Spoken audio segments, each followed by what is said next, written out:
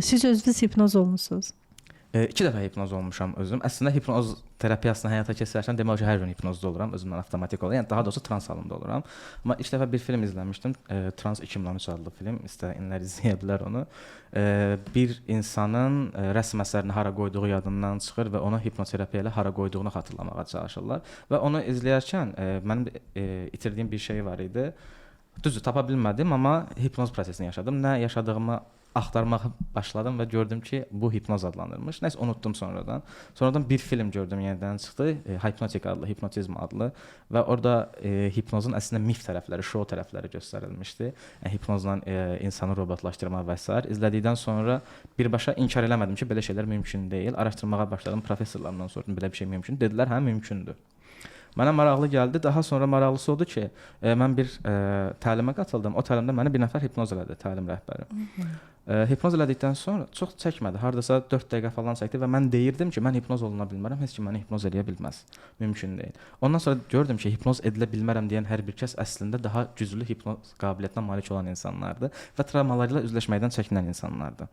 Hər nəsə, orada hipnoz olunduqdan sonra gördüm ki, daha doğrusu üstündən bir il yarım, 2 il keçəndən sonra hipnoz əsnasında hardasa 4-5 dəqiqəlik proses idi. Mənə verilən təlqinlərin hamısının həyatımda gerçəkləşdiyini gördüm. Çox maraqlıdır. Mistik bir təlqinlər də verilməmişdi. Karyera ilə bağlı, şəxsi həyatla bağlı pozitivləmələr verilmişdi, yəni affirmasiyalar verilmişdi. Yəni orada olanlar hamısı həyata keçdi. Hamısı birə-bir həyata keçdi. Neçə müddətə? 1 il yarım.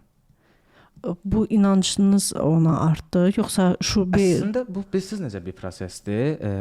Resurs varsa, şuursuz şəkildə elədiniz bunu? Bəli, şuursuz şəkildə. Yəni hipnozda olandan sonra yəni unutmuşdum nə baş verib. Yəni xatırlamağa çalışmırdım, istəmirdim. Yəni marağımda deyildi. Həyat prosesimə baxdıqca xatırlayırdım ki, bu təlqin verilmişdi mənə, bu təlqin verilmişdi mənə. Məsələn, bilirsiz necə? Pablo Picasso'nun gözəl bir sözü var, deyir, xəyal edə bildiyin hər bir şey gerçəkdir. Əgər mən onu xəyal edə bilmişəmsə, mənim bədən dilim, jestim, mimikam və s. hər şey o xəyallarıma əsasən özünü bədənimdə təzahür elətdirir.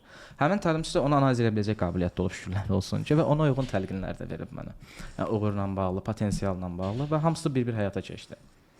Çox maraqlı mövzudur. Yəni resurs olduğu üçün, necə resurs olduğu üçün, bu bilik bacarıq resursu deyil, inanc resursu olduğu üçün, inancıma uyğun təlqinlər verildiyi üçün o səbəbdən gerçəkləşir. Yəni inanca zidd təlqin verildikdə gerçəkləşmir.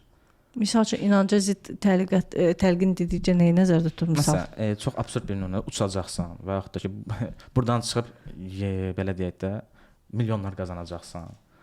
Yəni, çox absurd təlqinlər verildiyi zaman mümkün deyil.